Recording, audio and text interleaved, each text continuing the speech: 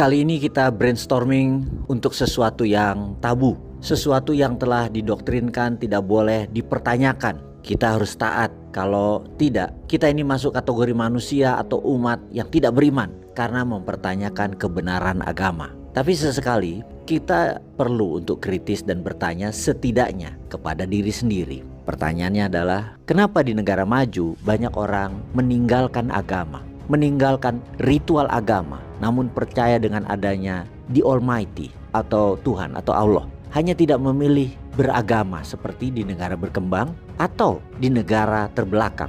Ini pertanyaan tabu. Maka bagaimana kalau kita gali lebih dalam? Apakah karena fungsi agama sudah digantikan oleh negara? Dulu sebelum menjadi negara makmur yang sejahtera, agama dan petinggi agama hadir buat menjawab rasa takut. Agama menjanjikan akan memberikan keadilan dan harapan hidup setelah mati. Namun apa yang terjadi di negara yang sangat melindungi rakyatnya, yang sangat peduli pada rakyatnya, yang ingin membahagiakan mereka semua, maka di negara tersebut korupsinya nyaris tidak ada. Yang faktanya tempat ibadah hampir kosong, seperti negara Swedia, Norwegia, Denmark. Negara itu mereka rakyatnya sudah terlindung dari rasa takut. Semuanya sudah disediakan oleh negara seperti hukum yang adil, pendidikan yang merata, layanan kesehatan gratis, dan jaminan sosial dari lahir sampai mati gratis, jaminan hari tua, dan banyak lagi.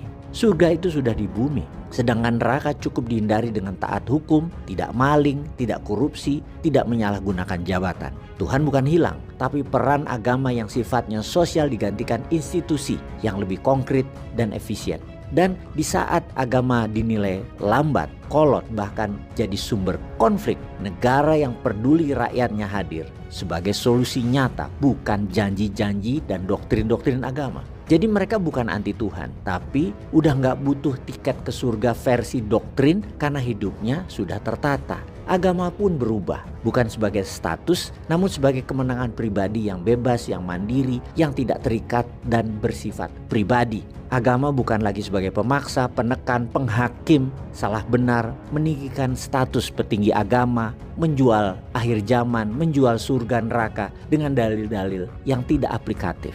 Sobat, informasi kali ini tuh hanya sedikit perenungan atas banyaknya orang-orang yang percaya pada dalil doktrin Habib-Habib pengaku cucu Nabi, namun berperilaku kasar, menghina, dan merendahkan bangsa Indonesia. Mereka memuliakan diri sendiri dengan baju daster, kemudian mengklaim dirinya cucu Nabi. Dalil-dalil hoax agar membuat orang percaya pada mereka. Mereka membuat dongeng bisa mematikan api neraka.